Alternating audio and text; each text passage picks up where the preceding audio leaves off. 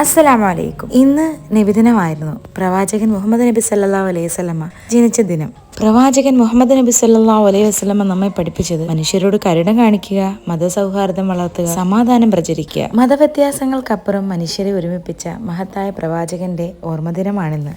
അതുകൊണ്ട് തന്നെ ഇന്നത്തെ ദിവസം നമ്മൾ എപ്പോഴും സ്പെഷ്യലായി തന്നെ കാണണം. ഇന്ന് രാവിലെ മക്കൾ മദർസയിൽ റാലിക്കൊക്കെ ആയിട്ട് പോയി. അപ്പോൾ പിന്നെ ഞാൻ ഇന്ന് ബെഡ്ഷീറ്റൊക്കെ ഒന്ന് മാറ്റാമെന്ന് വിചാരിച്ചു. ഇന്നലെ ഇത്ത വന്ന് ഫുൾ തുടച്ചൊക്കെ തന്നതുകൊണ്ട് ഇന്ന് തൂത്തുവാരിയാൽ മാത്രം മതി.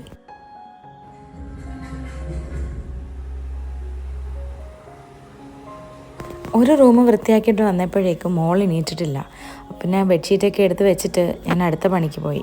2 സോഫായ്ക്കും കുറേ പില്ലോസൊക്കെ ഉണ്ടായിരുന്നു. ഞാനത് എടുത്തങ്ങ് മാറ്റി വെക്കും. പിള്ളേർ കയറിയിരുന്ന് നശിപ്പിക്കേണ്ടല്ലോ എന്ന് വിചാരിച്ച്. എന്തെങ്കിലും വിശേഷപ്പെട്ട ദിവസങ്ങളോ എന്തെങ്കിലും ഫംഗ്ഷനോ ഒക്കെ വരുമ്പോൾ മാത്രമേ ഞാനത് എടുത്തിടാറുള്ളൂ.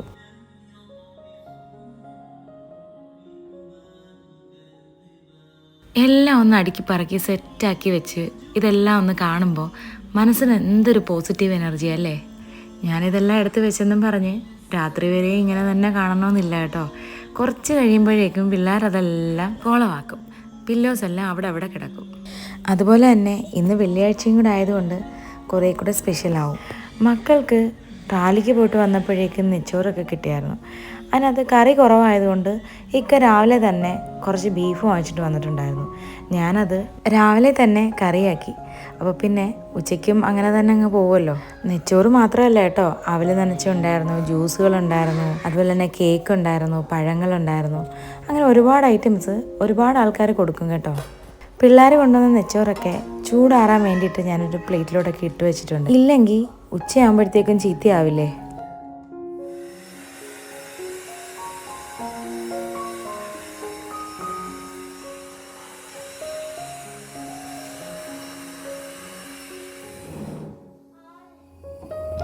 എന്നെ ഒന്ന് ഹെൽപ്പ് ചെയ്യാൻ വേണ്ടിയിട്ട് ഞാൻ മക്കളെ വിളിച്ചപ്പോൾ അവരെല്ലാം കളിയുടെ തിരക്കില്ല.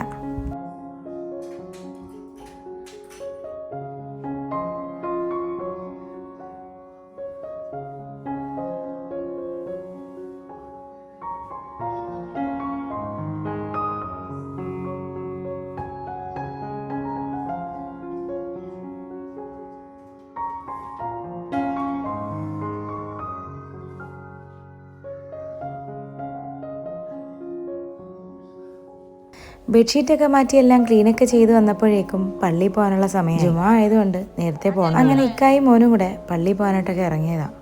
അങ്ങനെ ഒരു സലാമൊക്കെ പറഞ്ഞ് അവരെ യാത്രയാക്കിയിട്ട് ബാക്കി എൻ്റെ പണിയിലോട്ട് വന്നതാട്ടോ.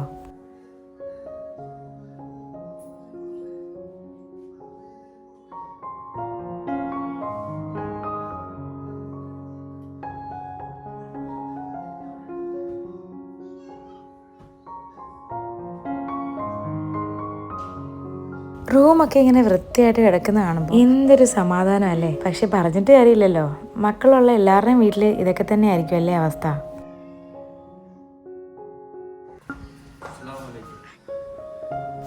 പള്ളിയിലൊക്കെ പോയിട്ട് അവർ വന്നപ്പോഴേക്കും ഞാൻ ഫുഡൊക്കെ എടുത്ത് വെച്ചിട്ടുണ്ടായിരുന്നു. രാവിലെ കിട്ടിയ ഫുഡായതുകൊണ്ട് കുറച്ച് ചൂടൊക്കെ ആക്കി എടുത്തു. ഇക്കായും മക്കളും ഒക്കെ ആയിട്ട് ഒരുമിച്ചിരുന്ന് ആഹാരം കഴിക്കുമ്പോൾ എന്തെന്നില്ലാത്തൊരു സന്തോഷമാണ് കേട്ടോ.